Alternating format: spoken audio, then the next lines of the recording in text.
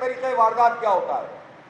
سرکار کی گاڑی انٹائٹلمنٹ جو ہوتی ہے اگر وہ 1300 سی سی ہے تو ادھر ادھر کی پول کی گاڑیاں پکڑ کے یہ کوئی 4000 سی سی والی کوئی 3000 سی سی والی اپنے پاس رکھ لیتے ہیں، اور پھر وہ گاڑیاں کھلی چلتی ہیں سرکار کے خرچے پر، اور وہ خرچہ سرکار کا نہیں ہوتا، وہ خرچہ ہمارے پاکستان کے عوام کا خرچہ ہوتا ہے جو ہم اپنے بلوں میں دے رہے ہوتے ہیں اور ٹیکسوں کی صورت میں دے رہے ہوتے ہیں۔ تنخواہ دار کا ٹیکس کٹ رہا ہوتا ہے تو ان کی گاڑی چل رہی ہوتی ہے، تو ہم ان کی گاڑیوں کے لیے ٹیکس کیوں دیں؟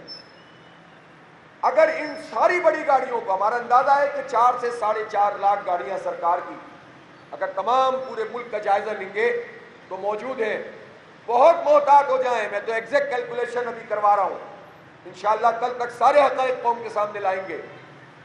اگر 1 سے 1.5 لاکھ گاڑیاں بھی جو 2000 سی سی سے اوپر کی ہیں، 3000 سی سی کی ہیں، اس کو اگر فروخت کیا جائے تو یہ 1000 سے 1500 ارب روپے آپ کو ابھی مل جائیں گے، جو ایک بہت بڑی اماؤنٹ ہے قوم کو ریلیف دینے کے لیے۔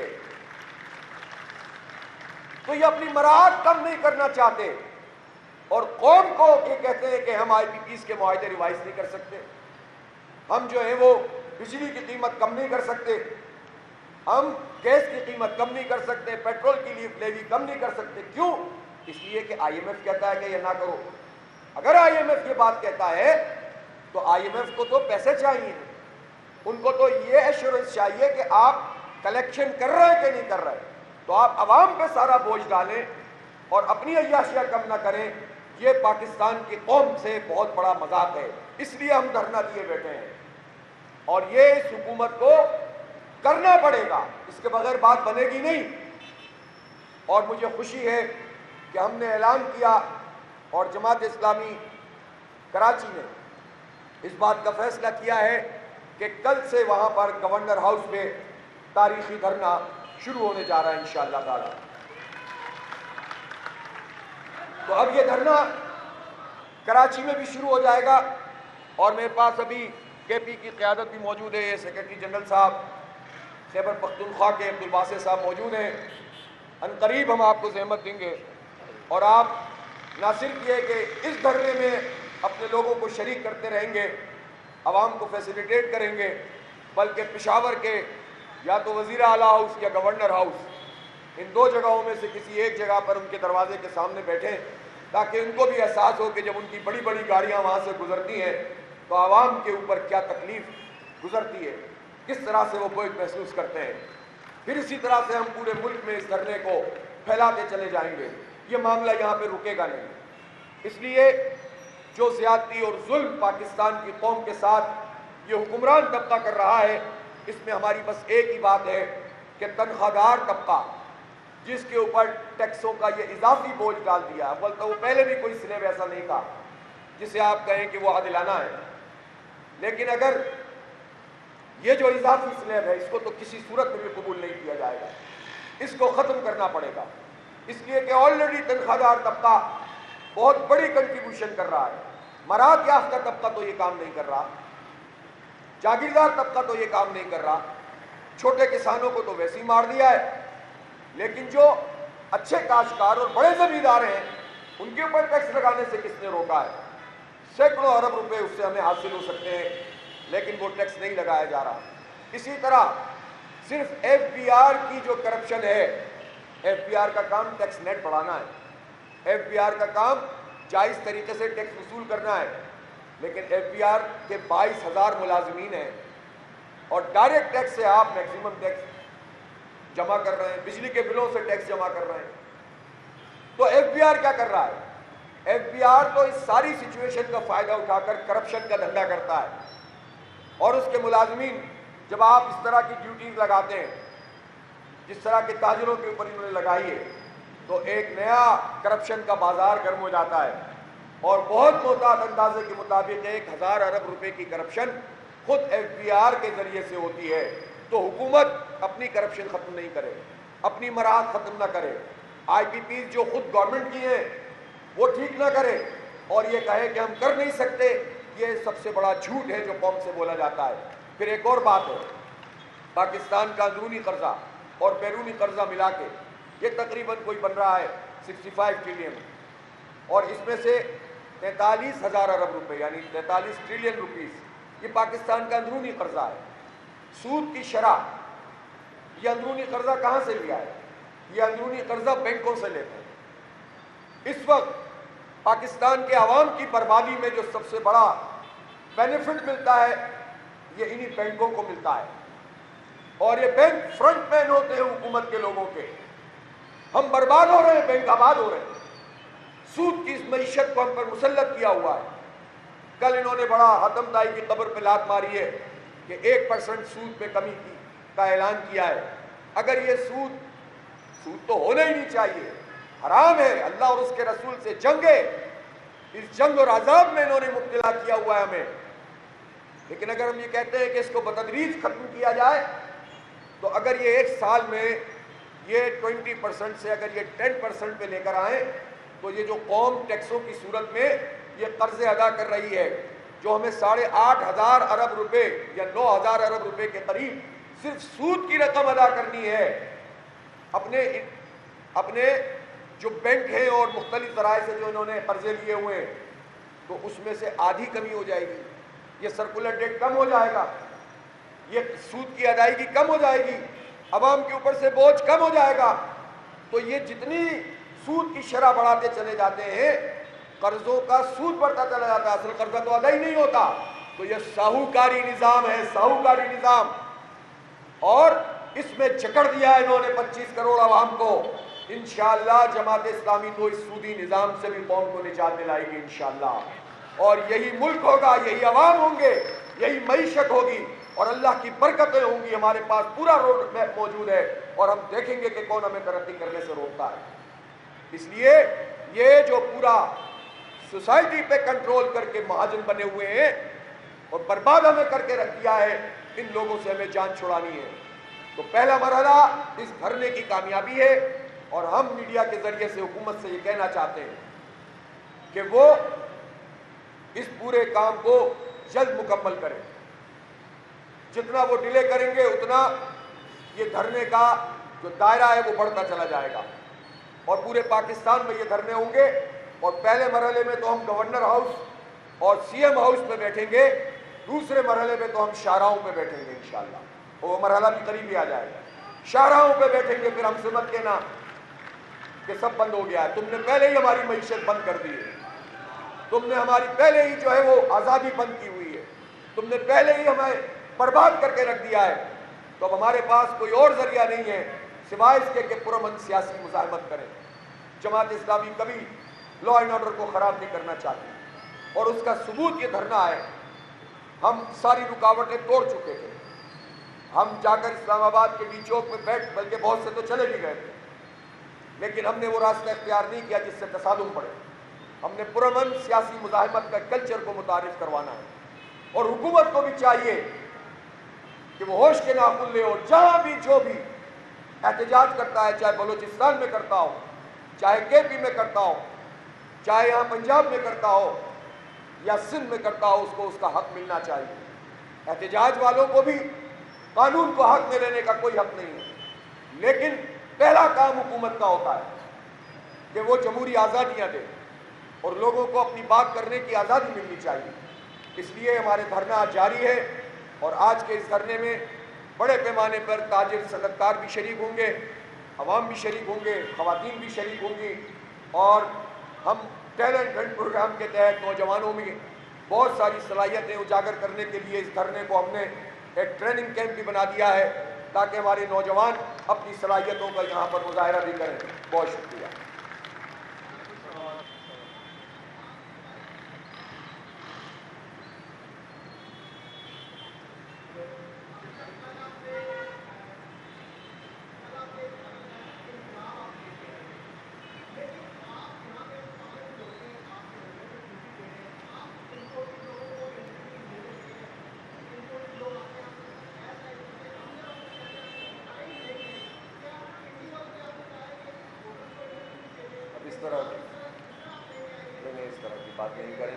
اس طرح کی بات نہ کریں، یہ خلاف واقعہ ہے۔ میں پریس کانفرنس روز کر رہا ہوں، ہر سوال کا جواب دیتا ہوں، سوال کے جواب دینے سے نہیں بھاگتا۔ ایک ڈیکورم ہوتا ہے ہر پارٹی کا، اس کے مطابق ہمارا جو بھی ڈپارٹمنٹ طے کرتا ہے وہ ہم کرتے ہیں. ہماری پوری لیڈرشپ اس وقت میڈیا کے ساتھ آن بورڈ ہے الحمدللہ، اور ہمیں میڈیا سے شکایت بھی نہیں ہے. آپ بھی بڑی محنت سے، ہمارے کیمرہ مین، ہمارے رپورٹر، صحافی حضرات کام کر رہے ہیں. ہمارے اور آپ کے درمیان کوئی فرق بھی نہیں ہے. اور آپ خود اگر میں آپ سے پوچھنا شروع کر دوں کہ بجلی کے بلوں کا مسئلہ کیا آپ کا مسئلہ نہیں ہے، تو آپ میں سے ایک ایک آدمی کے دل کی آواز جماعت اسلامی بنی ہوئی ہے. اور جو جماعت اسلامی ہے وہ جماعت اسلامی ہے، اس میں آپ کو پریشان ہونے کی ضرورت نہیں ہے. ہماری میڈیا کے ساتھیوں سے آپ بات کر لیں، جو بھی ایشو ہے وہ دیکھ لیں. جی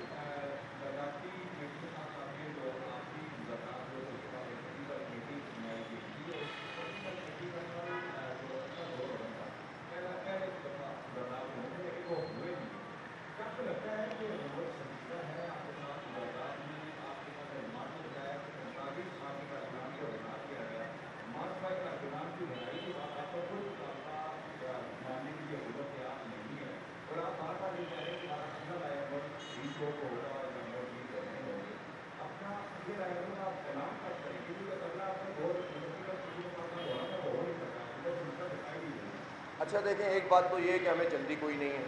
یہ جلدی تو ہے کہ لوگوں کو ریلیف مل جائے فوراً، لیکن یہ جلدی نہیں ہے کہ ہم بھاگنا چاہتے ہیں یہاں دھرنے سے اور حکومت فوراً آئے اور کہے کہ جناب ہم نے یہ یقین دہانی کرا دی، بھاگ جائیے. یہ کوئی الحمدللہ، یہ بھی ابھی پوچھ لیتا ہوں جتنے لوگ یہاں موجود ہیں، آپ کو جلدی ہے جانے کی کیا؟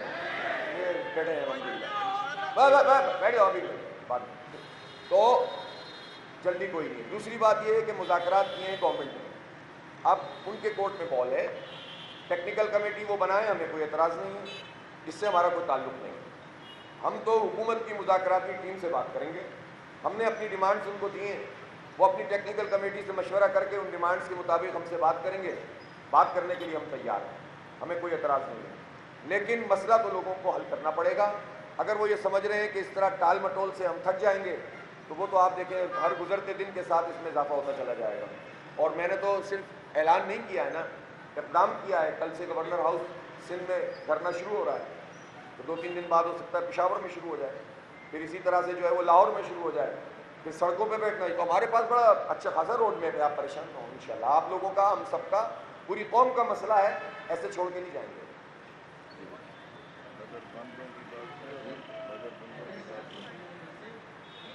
اچھا ایک منٹ، آپ نے جو گرفتاریوں کی بات کی، دیکھیں گرفتار لوگوں کو انہوں نے رہا کر دیا، لیکن اس میں بھی ڈنڈی ماری ہے. کچھ لوگوں کو انہوں نے نظر بند کیا ہوا ہے، اور کتنے ہیں؟ 10 لوگ ہیں، اور ان کو جیل منتقل کر دیا. اب یہ بھی عملاً ایک گرفتاری ہے.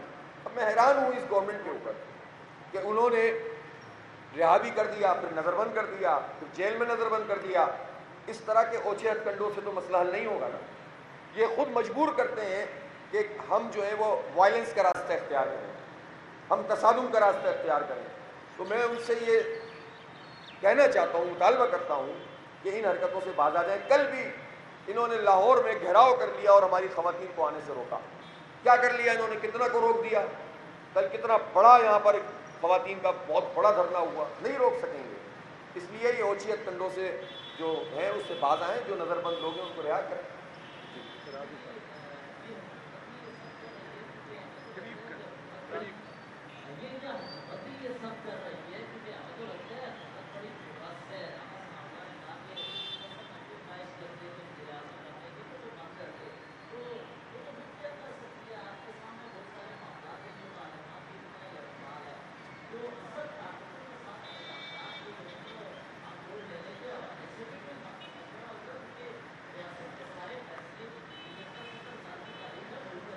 دیکھیں ہم فیس ویلیو پہ بات کریں گے.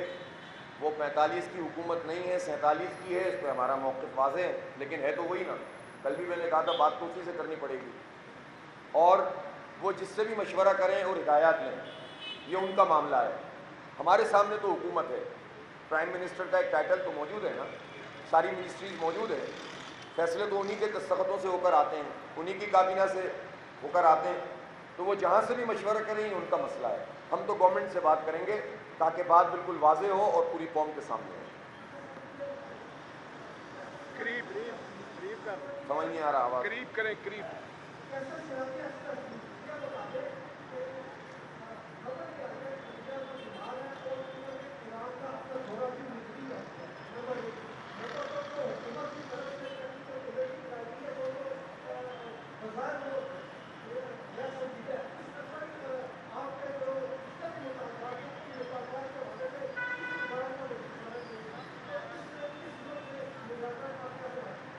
دیکھیں وزیر اعظم صاحب اگر بیمار ہیں اللہ تعالیٰ انہیں شفا عطا فرمائے، وہ ٹھیک ہو جائیں اور قوم کا یہ مسئلہ حل کر دیں.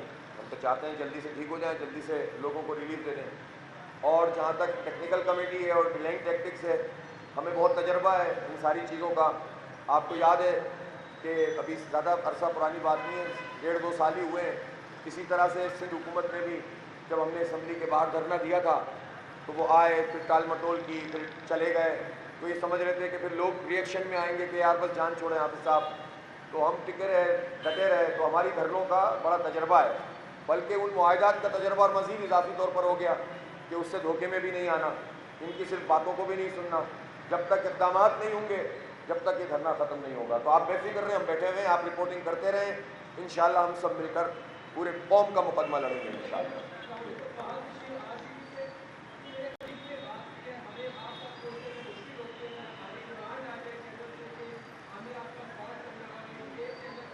سامنے کھڑا ہوں، آپ کا جواب دے رہا ہوں. ہماری ٹیم میں ہمارے نشر و اشاعت کے ناظم ہیں قیصر شفیق صاحب، وہ یہاں موجود ہیں.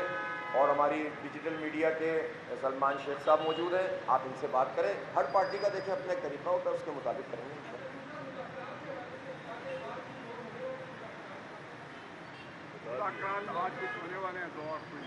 ابھی تو میرے خیال ہے کوئی میٹنگ کا وقت ہے نہیں ہوا ہے کوئی. ہمیں جلدی نہیں یار، وہ دیکھیں وہ اپنا نقصان خود کریں گے. یہ مقدمہ جتنا روزانہ میں آپ کو عدد و شمار دے رہا ہوں نہ کچھ اضافی دے رہا ہوں، یہ پھنستے چلے جائیں گے. یہ برداشت نہیں کر سکتے، اس اویئرنیس کو، اس شعور کو برداشت نہیں کر سکتے. تو ہمیں کوئی جلدی نہیں. یہ منہ کے قریب کریں، منہ کے قریب کریں.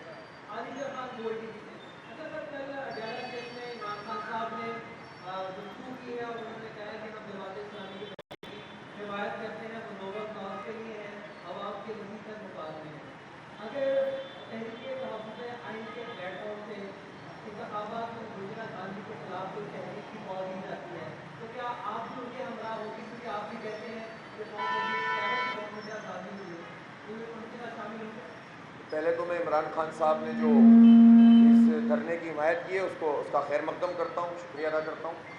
اور ظاہر سی بات ہے کہ ہر پولیٹیکل ورکر اور ہر پولیٹیکل قائد جو بھی جنرل طریقے سے سوچے گا وہ اس دھرنے کے ساتھ ہی کھڑا ہوگا.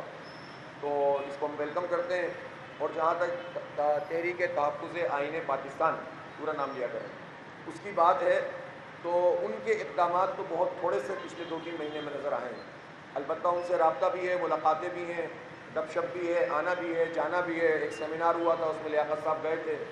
جلسے ہوا تھا جوب میں، اس میں جماعت اسلامی کا وفد گیا تھا. تو وہ جب آئیں گے یہاں پر تشریف لائیں، موسٹ ویلکم.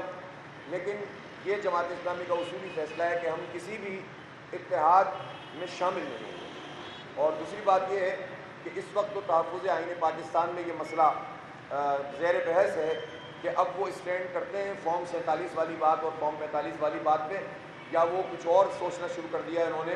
اور اپنے اصولی موقف سے دستبردار ہو کر، جو پارٹی اتنا بڑی میجورٹی میں جیت گئی ہے اور اس کو ہرا دیا گیا ہے، تو وہ اس موقف سے ہی دستبردار ہو رہے ہیں. اور وہ کہتے ہیں ری الیکشن ہونا چاہیے. تو جو لوگ اتنے کنفیوز ہوں تو ہم اپنے آپ کو کیوں کنفیوز کریں؟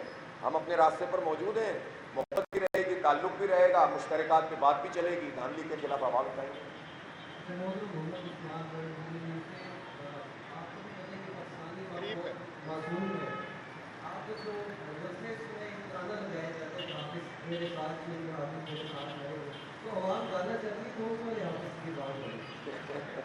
میں تو نہیں لگایا تھا، یہ ہمارے کارکنان لگاتے ہیں. شکریہ سر، بہت بہت